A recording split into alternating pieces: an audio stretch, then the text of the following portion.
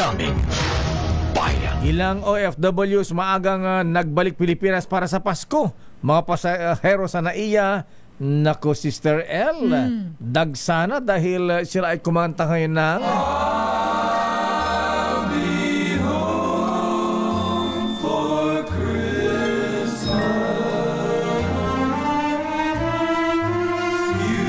At kung maraming dumadating na balikbayan, abay marami rin pala ang Steve Dailisan, ha? Ayan, marami rin pala ang nag-aalisan ng bansa, nagpupunta sa abroad doon magse-celebrate ng Pasko.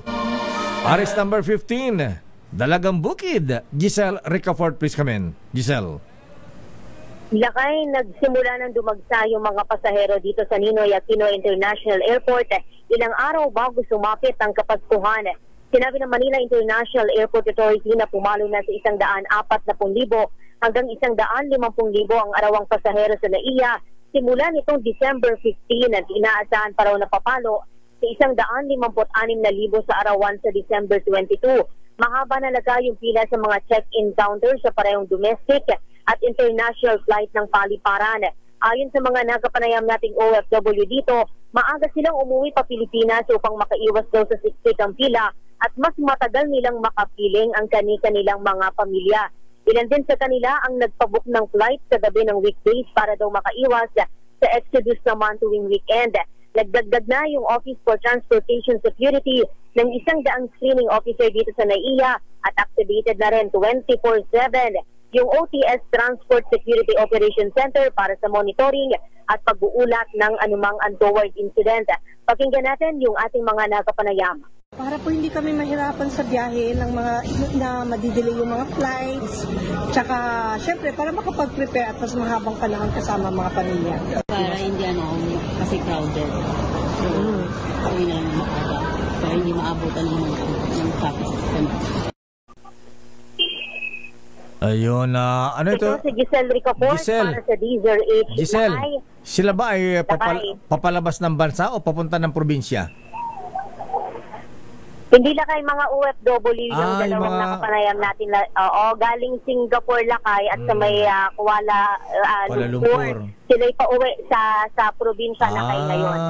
Oo nga pala Paano nga pala ngayon?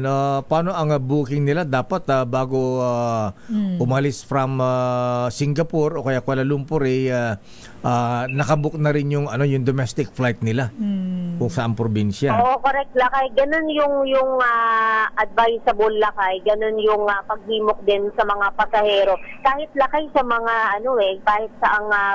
kahit mismo sa bus terminal, ganyan din kailangan magpabook ka bago ka bumiyahe para hindi ka na maghihintay ng matagal, para wala ka nang aasikasuhin, dadaanan na pagkahaba-habang mga proseso. Kasi lakay, mahirap na kapag ka ikaw ay walk-in, kapag ka ikaw ay chance passenger. Ang hirap ng chance passenger, ha? Ayan. So, dagsaan na rin ba yung mga yung mga magsisipag-uwi sa probinsya, Giselle? Correct, lakay. Mahaba na rin lakay yung kanina binisita natin. Tinignan natin lakay yung mga check-in counter. Mahaba na lakay yung pila sa parehong domestic at sa may international flight. Ang kanilang katuwiran lakay kaya ganito na bagamat ilang araw pa bago yung Pasko, gusto nila na makaiwas lakay doon sa mas dagsaan pa ng mga pasahero kung saan posible silang maipit, mas maging pahirapan yung kanilang pag-uwi sa mga lalawigan. Ayan, pero eto may gusto nga makakilala sa'yo, Giselle, ha? Na-meet ko kagabi. Ayan, pwede bang makilala ko si yung Dalagang Bukid ninyo? Kasi daw lakay, bakit mo naman tinatawag si Giselle Dalagang Bukid? Kasi ang puti-puti nito paborito, nire-report Dalagang Bukid, presyo ng Dalagang Bukid. Siguro matawa ito sa Dalagang Bukid. Ayan. Kapag umaga lakay, market report. Ito si Manong Bukid naman. Ayan, si Manong Plasi, ha? Ay ko yang. Ayan, sinabi ko na, ha? Ayan. Ayan sa ere pa sinabi, Hindi ka na makatanggi ngayon, dapat ka na lang, Mare, kasi nakakahiya naman. At kakilala to, sasama ka ni Kuyang Boy Itlog. Dalawang pula. Ay, Kuyang Martin Boy Osaita. Ayan, sa ka pa ni Kuyang Hil Kiambao. At si Kuyang Tikoy. Ayan. Bakit namin back up? Ay, grupo-grupo ang mga ito. Sama na si Kuyang Aman Tosino. Ayan.